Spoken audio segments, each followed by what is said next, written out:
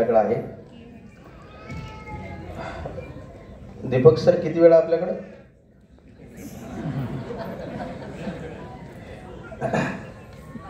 तो माईक द्या बरं तुमच्याकडे. त्याचा पार्शलिटी नको.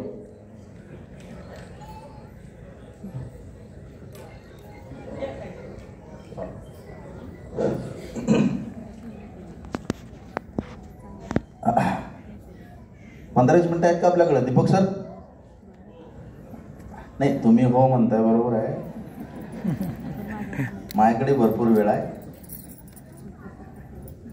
द्या ना तुम्ही म्हणसाल तिकडे घ्या. साऊंडवाले कुठे आहेत? साऊंडवाले इको वाढव ना जरा. कुठे आहेत साऊंडवाले? बसले. लग्न झालं आहे तुमची?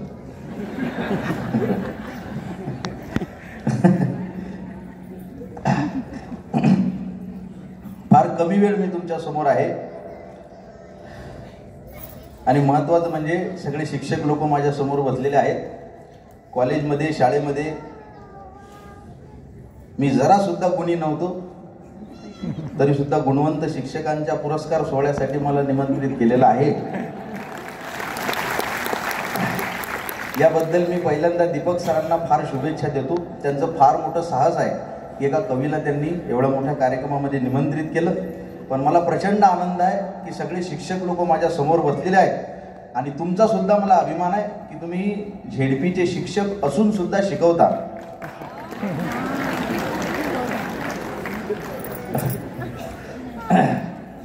नाही तर शिक्षकाला शिक्षक सोडून बाकीचे सगळे काम आहेत. पण खरं सांगतो, निर्जीव, आता मी स्वतः बाय प्रोफेशन इंजिनियर आहे. माझं एमटेक झालेलं आहे. 8 वर्ष ड्युटी केलेली आहे मी. त्यामुळे निर्जीव गोष्टी रिपेअर करणाऱ्याला मेकॅनिक म्हटलं जातं. निर्जीव गोष्टी रिपेअर करणारा किंवा नवीन संशोधन करणारा इंजिनियर असतो. पण सजीव लेकरांमधनं एक उच्चतम माणूस घडवणारा शिक्षक असतो.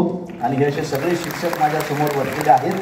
फार मला अभिमान वाटतो. आणि दीपक सर, ज्या ज्या वेळेस मी शिक्षकांच्या समोर उभा राहतो, मी सगळीकडे सांगत असतो, माझा सगळ्यात आवडता रसिक वर्ग म्हणजे शिक्षक आहेत. कारण माझ्या कविता जिथून निघतात तिथपर्यंत त्या कविता त्यांच्यापर्यंत पोहोचतात. आणि मला एवढा आनंद होतो सगळे शिक्षक एका ठिकाणी बघितले की मला वाटतं माझी सगळी इस्टेट तुमच्या नावावर करून टाका.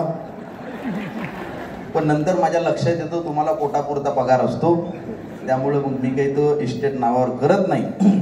साध्या कवी एक मी आहे आणि अशा साध्या कवीला तुम्ही या एवढ्या मोठ्या कार्यक्रमामध्ये निमंत्रित केलेला आहे. फक्त मला तुम्हाला एक छोटी 30 सेकंदाची गोष्ट सांगायची आहे. सांगू का? छोटीशी. या कार्यक्रमाच्या निमित्तानं एका खेड्यागावामध्ये म्हणजे शिक्षक काय असतो हे सांगायचं आहे फक्त. आणि माझ्या खूप काळजाच्या जवळची ती गोष्ट आहे. 30 सेकंदाची गोष्ट आहे. फार वेळ तुमचा मी घेणार नाही. हाडाचा कवी आहे मी. तुमची रसिकता, कार्यक्रमाचं नियोजन सगळं मला कळतं. त्यामुळं एका खेड्यागावामध्ये फक्त थंडीच्या दिवसामध्ये लहान लहान मुलांना वर्गात न बसवता बाहेर बसवलं जातं. सगळी शेतकऱ्याची पोरं असतात. शिक्षक त्या सगळ्या लेकरांमधनं काही कलागुण आहेत का हे बघण्यासाठी त्या विद्यार्थ्यांना म्हणतो, तुमच्यामध्ये जी काही कला असेल ते सादर करा, पुढे या. कोणीच पुढे येत नाही. एक फक्त लेकरू घाबरत घाबरत उभं राहतं, त्याला पुढे बोलावतो शिक्षक. त्याला म्हटलो, म्हण, तुला काय म्हणायचं आहे, काय कला सादर करायची आहे. त्याचे पाय लटलट कापत असतात. हा शिक्षक त्याला जवळ घेतो, त्याच्या खांद्यावर हात ठेवतो आणि त्याला सांगतो, ही सगळी आपलीच मुलं आहेत, आपल्याच गावातली आहेत, घाबरू नको. मी ज्यावेळेस पहिल्यांदा शिकवायला उभा राहिलो होतो त्यावेळेस मी सुद्धा घाबरलो होतो. तू घाबरू नको. त्याला आधार देतो आणि ते पोरग लहान एक छोटंसं गाणं पाठ केलेलं सादर करतंय. सांगतोय, बाळ्या मी शिकतोय शाळा, बाळ्या हा भलताच करतोय चाळा, शाळा सोडून सिनेमा पाहून लागतोय डोलायला, आई बापाला मुलगा हा लागला खोटं खोटं बोलायला. ते गाणं ऐकून सगळी मुलं टाळ्या वाजवतात. याला प्रचंड आनंद होतो. हे मोटिवेट होतं, बाकीचे गाणे पाठ करतं. प्रत्येक महिन्याच्या प्रत्येक मूल्य शिक्षणला हे पोरग नवीन गाणं सादर करतं. पुस्तकातल्या कवितांना चाल लावतं. हे पोरग 7वी मध्ये 10वीतल्या कवितांना चाल लावतं. हळूहळू त्याला कविता लिहिण्याचा छंद लागतो. बोबड्या आवाजात सादरीकरण, त्याच्या लेखणीतनं जसं लिहेल तसं ते लिहायला लागतं.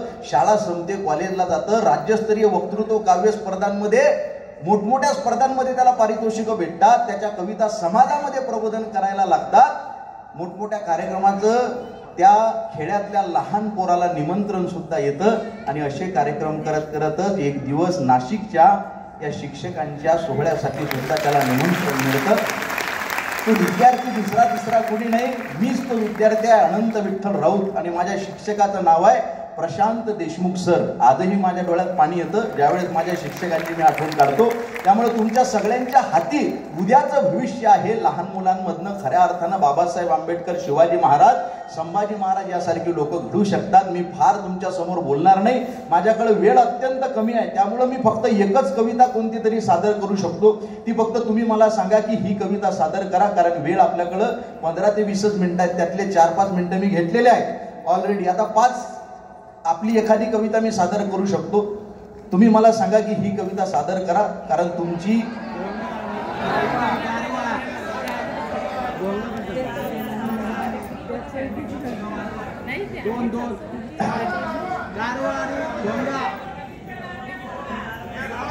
वेगवेगळ्या लोकांकडनं वेगवेगळ्या फरमाईशी आल्या, पण जास्तीत जास्त लोकांनी मला काही ठिकाणी गारवा वगैरे ती कविता सांगितली. कोणाच्या बाबा बाबा शिक्षक म्हटले की खतरनाक असते. मी दीपक सरांना विचारलं बरं इथं येताना, म्हटलं सर कविता कोणती सादर करू तिथं, तर ते मला म्हटले की सगळे शिक्षक आहेत म्हणे, खतरनाक आहेत. तुम्ही राजकारणावर घ्या, शेतकऱ्यावर घ्या, मैत्रीवर घ्या, प्रेमावर घ्या. म्हटलं प्रेमावर चालते का?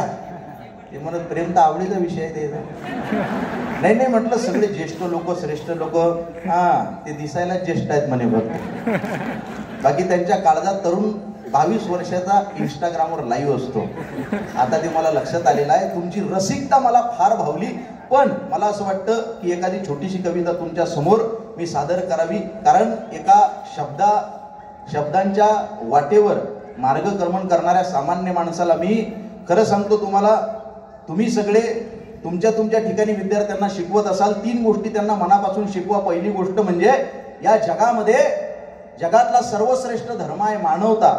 दुसरं म्हणजे या जगामध्ये धर्म आणि जात हा सगळा कचरा आहे. जगामध्ये जाती फक्त 2च, एक म्हणजे नर, दुसरा म्हणजे मादी. आणि फार विचार केल्यानंतर त्याच्या पलीकडे नर आणि मादी हा सुद्धा भेद राहत नाही. आणि तिसरी गोष्ट मी तुमच्या पायाला हात लावून सांगतो, एक त्यांना शिकवा, त्यांना सांगा तू इंजिनियर नाही झाला तरी चालेल, तू डॉक्टर नाही झाला तरी चालेल, तू वकील नाही झाला तरी चालेल, तू एक माणूस म्हणून जगात जगला पाहिजे. कोणापुढे झुकला न झुकला, त्या तिरंग्या पुढे झुकला म्हणजे झालं.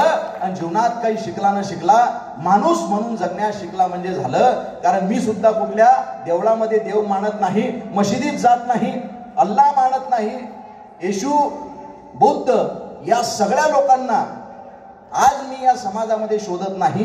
कारण मला असं वाटतं माझ्या घरी असलेले माझे मायबाप, बचपन से जिस खुदा को ढूंढता रहा आखिर वो मिला क्यों नहीं, ये सवाल आज तक खटक रहा है. बचपन से जिस खुदा को ढूंढता रहा आखिर वो मिला क्यों नहीं, ये सवाल आज तक खटक रहा है. एक दिन उसी मंदिर से आवाज आई, अबे माँ तो तेरी घर पर है, तू यहाँ कहाँ भटक रहा है. त्यामुळे आई वडिलांच्या पलीकडे आपला देव नाही, हे लहान मुलांना शिकवा. ज्या कवितेची फरमाईश झाली, मित्र वणव्यामध्ये गारव्यासारखा, ज्या कवितेनं महाराष्ट्रभर दुभंगलेली मन जोडण्याचं काम केलं. माझ्या कवितेला मोठमोठे पुरस्कार दिले लोकांनी. ही कविता एवढी व्हायरल केली. छोटीशी कविता आहे ताई, मित्र वणव्यामध्ये गारव्यासारखा. ही कविता जवळजवळ कथेमध्ये, कीर्तनात, तमाशात सगळीकडे वापरली गेली. पण मला त्या कवितेचा तेवढा आनंद झाला नाही. मला माझ्या या मैत्री कवितेचा आनंद कधी झाला, तुम्हाला परभणी सगळ्यांना माहिती आहे ना, परभणीवरनं काही लोक आले का इकडे. त्या परभणीवरनं दीपक सर, मला सायंकाळी 5:30 वाजता एक फोन आला. मला म्हटले दादा 2 मिनिटं वेळ आहे का? म्हटलं बोला. आवाज अस्वस्थ होता त्याचा, काही नाही. म्हटला दुपारी 2:15 वाजता म्हणे मित्राचा अचानक मोबाईलवर मेसेज आला. 15-20 दिवस मेसेज नाही, अचानक मेसेज आला. त्यामुळं मी तो आवर्जून बघितला. मेसेज होता की काही चुका झाल्या असतील तर माफ करून टाक म्हणे गळ्या, आज आपल्या मैत्रीचा शेवटचा दिवस. माझ्या डोक्यात ट्यूब पेटली. म्हणे मी गाडी काढली, घरी गेलो. त्याच्या हॉलमध्ये आई वडील बसलेले होते. मी तिथं थांबलो नाही म्हणे, डायरेक्ट बेडरूम मध्ये गेलो. तर पंख्याला त्यानं दोर बांधलेला होता, पायाखाली स्टूल घेतलेला होता, कार्यक्रमाची तयारी झालेली होती. मी त्याचे पाय धरले म्हणे, त्याला खाली उतरवलं, त्याच्या गळ्यातला फाशीचा दोर सोडला.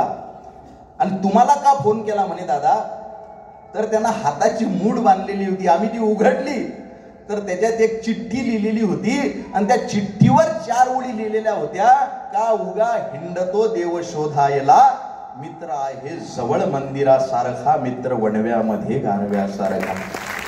अबे म्हटलं त्याच्याकडे ते मी त्याला मोटिवेट करतो. नाही म्हणे दादा, आताच वातावरण तापलेलं आहे म्हणे, सध्याच घटना घडलेली आहे, पण त्याच्या आईनं मेसेज दिलेला आहे म्हणे, ज्या कोण्या कवीनं ही कविता लिहिलेली आहे त्याला एकदा आपल्या घरी बोलावं म्हणे, मला मायेनं त्याच्या डोक्यावर हात ठेवायचाय.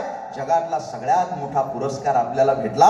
माझ्या कविता कालही पुरस्काराच्या मोहताज नव्हत्या. आजही तुम्ही लोकांनी एवढं मला प्रेम दिलं, ते कशामुळं?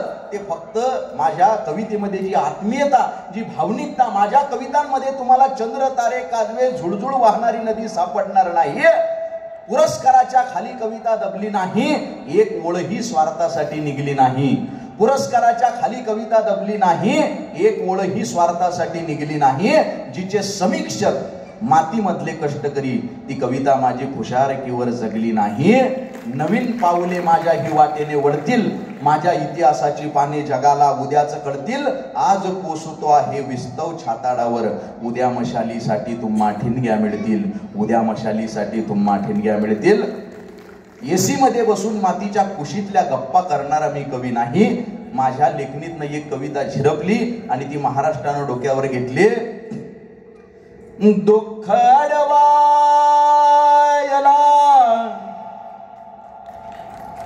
वा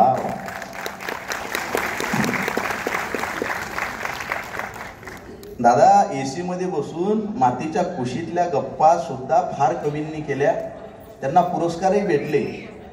मी त्यातला कवी नाही, मी एक शेतकऱ्याचा पोरगा आहे, विदर्भातल्या एका छोट्याशा खेड्यातला पोरगा आहे. तुम्ही सगळे बऱ्यापैकी शेतीशी निगडीत आहात, बरोबर आहे. शेतकऱ्याचा पोरगा शेतीवर काय लिहितो, 2 ओळीत मी कविता लिहिली फक्त शेतकऱ्याची. बऱ्याच दिवसानं त्या झोपडीत लकलकाट दिसतोय. शेतकऱ्याचं नशीब फळलं का काय? बऱ्याच दिवसानं त्या झोपडीत लकलकाट दिसतोय. शेतकऱ्याचं नशीब फळलं का काय? दिवाळी नाय, दसरा नाय, यानं घरातच प्रेत जाळलं का काय? त्यामुळे एसी मध्ये बसून, आणि ज्यांनी एसी मध्ये बसून मातीच्या कुशीतल्या गप्पा केल्या त्यांना मी सोडलं सुद्धा नाही. त्यांच्यावर सुद्धा 2 ओळी लिहिल्या. जन्म गेला तुझा, वा वा, साऊंडवाले धन्यवाद, टाळ्या वाजवा एकदा साऊंडवाल्यांचा. बरोबर गायला लागल्यावर त्यांनी युको दिला. लग्न झालेली लोक हुशार असतात असं नाही. वाक्य पूर्ण करू द्या मला. बरंच काही काही मला बोलायचं आहे, असा मॉप सापडत नाही बरं मला तरी. बायकोला न घाबरणारा माणूसच जन्माला आला नाही दादा. तुमच्यात आहे का कोणी? हात वर करा बरं जो म्हणते बायकोले घाबरत नाही. हातही वर करत नाही का तुम्ही? एकही जण नाही. वा वा, एक हात वर झालेला आहे, जोरदार टाळ्या वाजवा. बायकोला न घाबरणारा माणूस. पण तुम्ही का हात वर केला मला माहित आहे, तुमची बायको इथं आलेली नाही म्हणून तुम्ही हात वर केला. गंडवा गंडू करू नका.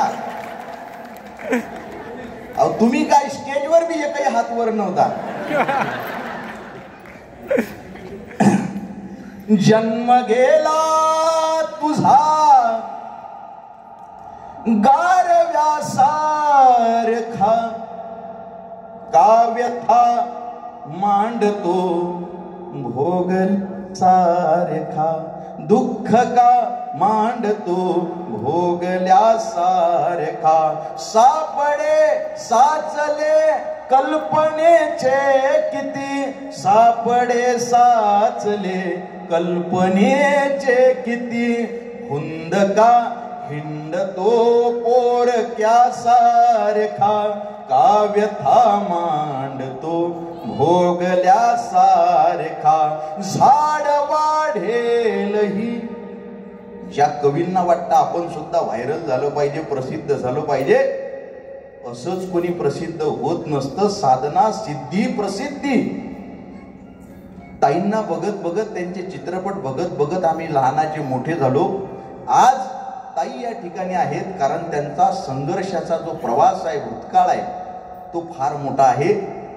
झाड वाढेलही ओल भेटेलही, झाड वाढेलही ओल भेटेलही, आत जा तू जरासा मुळासारखा, काव्यथा मांडतो भोगल्यासारखा, दुःख अडवायला उंबऱ्यासारखा, मित्र वणव्यामध्ये गारव्यासारखा, मित्र वणव्यामध्ये गारव्यासारखा, वाट चुकणार नाही जीवनभर तुझी, वाट चुकणार नाही जीवनभर तुझी, एक तू मित्र कर, एक तू मित्र कर, आरशासारखा, मित्र वणव्यामध्ये गारव्यासारखा, आत्महत्याच करणार नाही कुणी,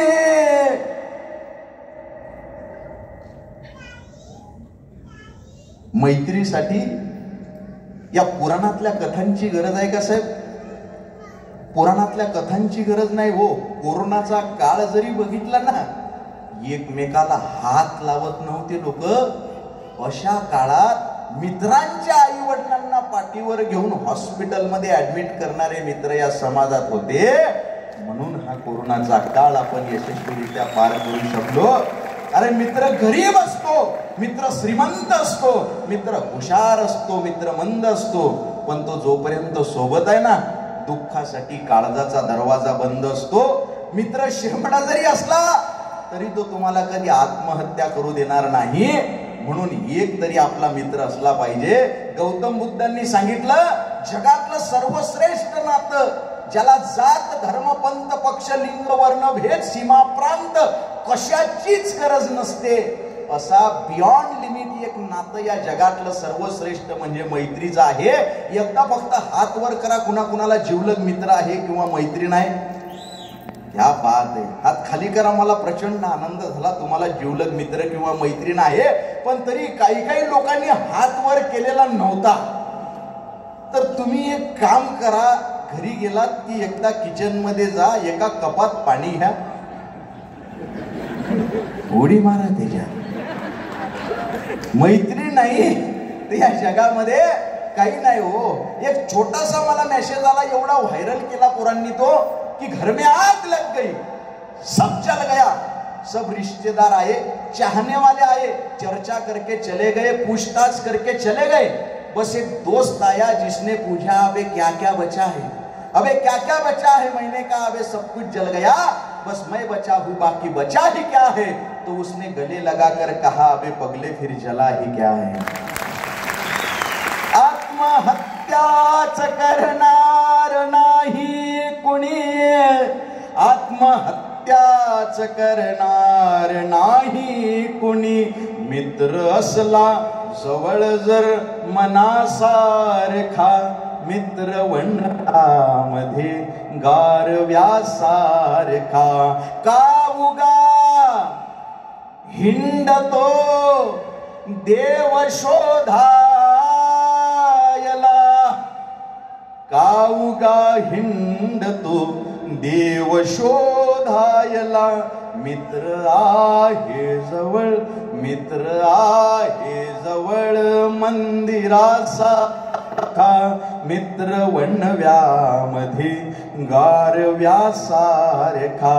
चालताना मध्ये रात आली कधी, चालताना मध्ये रात आली कधी. मित्र येतो पुढे, मित्र येतो पुढे काजव्यासारखा, मित्र वणव्यामध्ये गारव्यासारखा दुःख अडवायला उंबऱ्यासारखा मित्र वणव्यामध्ये गारव्यासारखा दृष्ट लागू नये वेदनेची कुणा दृष्ट लागू नये वेदनेची मना मित्र डोळ्यामध्ये काजळासारखा मित्र वणव्यामध्ये गारव्यासारखा जाळताना मला देह ठेवासा. शेवट कवितेचा आणि माझ्या या छोट्याशा मनोगताचा सुद्धा. फक्त माझा चेहरा लक्षात ठेवा, हा कार्यक्रम लक्षात ठेवा आणि माझा एक मुद्दा मरेपर्यंत लक्षात ठेवा. मैत्रीच्या नात्यामध्ये येणारी सगळ्यात दलिंदर गोष्ट कोणती असते तर गैरसमज, मिसअंडरस्टँडिंग. तुमची जर मिसअंडरस्टँडिंग गैरसमज झालेला असेल, कार्यक्रम झाल्यानंतर कॉल करा, माफ करा, माफी मागून टाका. काही सोबत येत नाही. मला बऱ्याच जणांनी विचारलं या कवितेचा जन्म कुठं झाला म्हणे दादा. माझ्या एका मित्रानं आत्महत्या केली आणि ती बातमी मला महिन्याभरानंतर कळली की त्यानं आत्महत्या केलेली होती. मी फार मित्रांना फोन लावले पण त्याचा काही फायदा झाला नाही. जोपर्यंत आपली लोक आपल्या डोळ्यासमोर आहेत तोपर्यंत त्यांना जपा. तुमचा एखादा फोन, एखादा कॉल एखाद्याला आत्महत्येच्या दारातनं परावृत्त करू शकतो, परत आणू शकतो. आणि हायच काय, माफ करत चला ना. काय सोबत राहतं. गौतम बुद्धांनी सांगितलं चुरगाळल्यानंतर फुलांनी दिलेला सुगंध म्हणजे क्षमा, आणि क्षमा ज्ञानी माणसाचं सगळ्यात जवळचं लक्षण आहे. मित्रांना सांगा, अबे तू चुकलायस, मी तुझ्या पाठीशी आहे, काळजी करू नको. तू चुकलायस तरी मी तुझ्या पाठीशी आहे. अरे भावना एवढी निर्मळ ठेवा, सोबतीने संपवू अंधार मित्रा, वेदनेचा ही करू शृंगार मित्रा. घर तसे मजबूत असते मैत्रीचे, गैरसमजाचे नको पण दार मित्रा. तू दगा केलास आता चल असू दे, मी तरी सोबत तुझ्या असणार मित्रा. अन वेगळे सावज नको लावू गळाला, वेगळे सावज नको लावू गळाला. तोच गळघे, तोच गळघे, मी पुन्हा फसणार मित्रा. तोच गळघे, मी पुन्हा फसणार मित्रा. त्यामुळं माफ करत चला. माझी तुम्हाला शेवटची हीच विनंती आहे, कारण आपल्या आधी 100-150 वर्षाआधी जी लोक होती त्यातला एकही माणूस हा जिवंत नाही. आपल्या नंतर 100-150 वर्षानंतर आपल्यातला एकही व्यक्ती जिवंत असणार नाही. आपले फोटो झालेले असतील, भिंतीला लावतील आणि येणारी पिढी ते फोटोही काढून टाकील, घरात जागा नाही म्हणून. काही सोबत राहते का. या कवितेचे जेवढे तरुण फॅन आहेत ना, त्याच्यापेक्षा जास्त ज्येष्ठ लोकांनी सर ही कविता व्हायरल केली. बरं, पुण्यावरनं मला एका 84 वर्षाचा ताई, एका आजोबांचा फोन आला. मला म्हटलं आय एम रनिंग 85. मी 85 वर्षाचा हिरवागार तरुण आहे म्हणे. म्हटलं मग माझे मित्र आहेत म्हणे अजून सुद्धा जपलेले 81, 78, 77. म्हटलं मग आम्ही म्हणे गेट टुगेदर घेतो प्रत्येक महिन्याच्या पहिल्या बुधवारी. म्हटलं मग काही नाही म्हणे बाळा, आमच्यातल्या कोणाची तरी विकेट पडलेली असते, त्याला आम्ही श्रद्धांजली देण्याचा कार्यक्रम घेतो. म्हातारे लोक खतरनाक असतात बरं. या घरात म्हातारा व्यक्ती आहे ना, चालतं बोलतं पुस्तक, चालती बोलती कादंबरी असते ती. उतार वयात जर्जर झालेलं शरीर कमरेतून वागतं तेव्हा आयुष्य चेहऱ्यावर सुरकुत्यांचं सुंदर नक्षीकाम करतं, डोक्यावर केसांचं पांढरं शुभ्र आभाळ निर्माण करतं. आणि या बदलणाऱ्या ऋतूंची दृष्ट लागू नये म्हणून काळवडलेल्या डोळ्यात मोतीबिंदूचा एखादा तीट लावतं. तेव्हा अस्पष्ट झालेल्या नजरेला स्पष्ट दिसत असतं सगळं. आणि त्या स्पष्ट नजरेतनं ही लोक आपल्याकडे बघत असतात. काय म्हटले आजोबा, काही नाही म्हणे बाळा, आमच्यातली कोणाची तरी विकेट पडलेली असते, आम्ही त्याला श्रद्धांजली देण्याचा कार्यक्रम घेतो आणि त्या श्रद्धांजलीला कोणता श्लोक म्हणत नाही म्हणे गड्या, तुझी ही मैत्रीची कविता आम्ही श्रद्धांजली म्हणून वापरतो. यापेक्षा माझ्या कवितेचा जिवंतपणा नाहीये. मला आजपर्यंत माझ्या बापानं, माझे वडील नागपूरला ऍडमिट आहेत बरं का हॉस्पिटलमध्ये, माझ्या बापाशिवाय माझा देव नाही. त्याने मला सांगितलं गड्या 2 गोष्टी अनंता लक्षात ठेव. एक म्हणजे कुणाला फसवून 1 रुपया सुद्धा कमावू नको, कुणाचं मन दुखेल असं जिंदगीभर कधी वागू नको. त्यामुळे मी राजकारणावर कविता लिहिल्या, समाजकारणावर कविता लिहिल्या, पण मी कुठल्याही राजकीय नेत्याला घाबरलो नाही. तुमच्याकडे त्या कविता असतील युट्यूबला, भोंगा बिंगा सगळ्या. कधीतरी एखाद्या वेळेस शांततेत वेळ भेटला तर मी घेईल. मला सांगायचं हे आहे की तुमच्यामध्ये निर्भीडता निर्माण करायची असेल तर आपलं जीवन तसं असणं गरजेचं आहे. आणि या नेत्यांना काय घाबरता, ज्यांचं एकाचं खेटर एकाच्या पायात नाही. मी ज्याला निवडून देतो तो कधीच एका पक्षात राहत नाही. हे सगळेच्या सगळे राजकारणी लोक बोगसच असतात असं नाही. मला घरी जायचं इथून. आपल्या सभागृहामध्ये राजकीय लोक असतील तर ते समाज करणे आहेत असं आपण गृहीत धरू. मला घरी जायचं आहे. पण ती निर्भीडता येण्यासाठी जगणं. माझ्या बापाबद्दल मी सांगितलं होतं मध्ये त्या कवितेमध्ये, कोणी म्हणे बाप आमदार आहे, कोणी म्हणे माबाप खासदार आहे, कोणी म्हणे माबाप जहागीरदार आहे, कोणी म्हणे माबाप आमदार आहे, कोणी म्हणे माबाप खासदार आहे, कोणी म्हणे माबाप जहागीरदार आहे. छाती फुटेपर्यंत हा पठ्ठ्या सांगत असतो माबाप इमानदार आहे. माबाप आणि ही इमानदारी त्याला आम्हाला शिकवली. म्हणून जगत असताना कवितेचा शेवट, मित्र वणव्यामध्ये गारव्या सारखा त्रासलो जिंदगी चालताना पुन्हा, त्रासलो जिंदगी वाचताना पुन्हा, बसधडा मैत्री वाचण्यासारखा, मित्र वणव्यामध्ये गारव्या सारखा, जाळताना मला देह ठेवावसा. दक्षिणेकडे पाय करा आणि उत्तरेकडे पाय करा. मला जाळताना कसं ठेवा, माझी शेवटची इच्छा.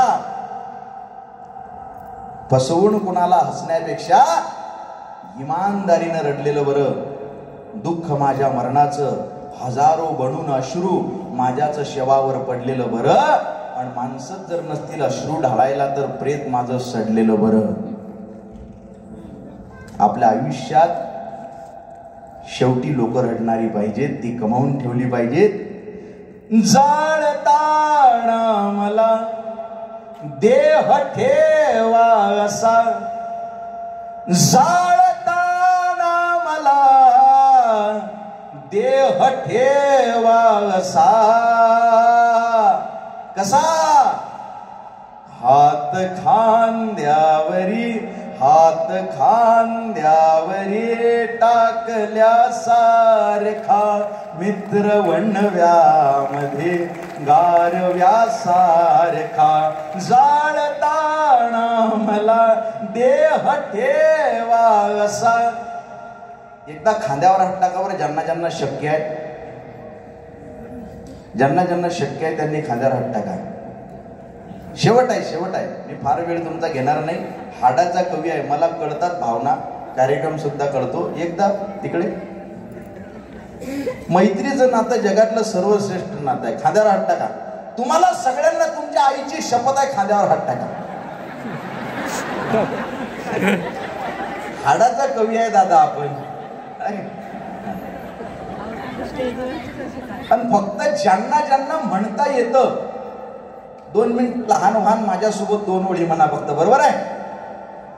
मित्र वणव्यामध्ये गारव्या सारखा, जाळताना मला देह ठे असा, जाळताना मला देह ठेवा असा. तुम्ही खांद्यावर हात टाकला नाही. जाळताना मला पावसाळा आहे म्हणजे काही खाद्यावर हात टाकला नाही पाहिजे असं काय? तुम्ही घ्या ताई, मैत्रिणी आहे तुम्ही शेवटी. म्हणा शेवटी मी 4 तास इथंच बोलू, इथंच उभा राहील. मग माझा ऐका तुम्ही, मी थांबलोय. नाही तर कवी लोक थांबत नाही. तुमचं नशीब चांगलं आहे, दीपक सरांचं पण चांगलं नशीब आहे की मी थांबलोय. कवी लोक जाळताना मला देह ठेवा असा, जाळताना मला देह ठेवा असा, हात खांद्यावरी हात खांद्यावरी टाकल्या सारखा, मित्र बनव्या गारव्या सारखा, दुःख अडवायला उंबऱ्या सारखा, मित्र मध्ये गारव्या सारखा, गारव्या सारखा, गारव्या सारखा. क्या बात है, क्या बात है. धन्यवाद, धन्यवाद.